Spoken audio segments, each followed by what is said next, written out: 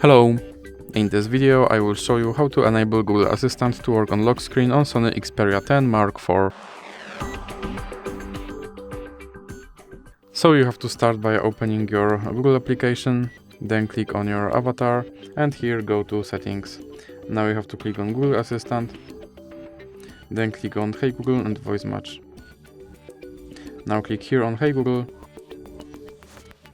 and then you have to click on more and I agree, more and I agree, then click next and now click on retrain voice match model. Okay Google, what's the weather tomorrow? Okay Google, set a timer for 5 minutes.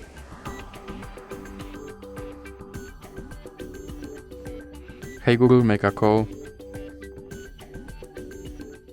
Hey Google, remind me to water my plants every Monday. Now click next. Then you can click back and click on lock screen and make sure that this first option stays on. And now let's check if my Google Assistant will work on lock screen. Okay Google. And as you can see, my Google Assistant works on lock screen. So that's it for this video. If you liked it, please remember to leave a like and subscribe.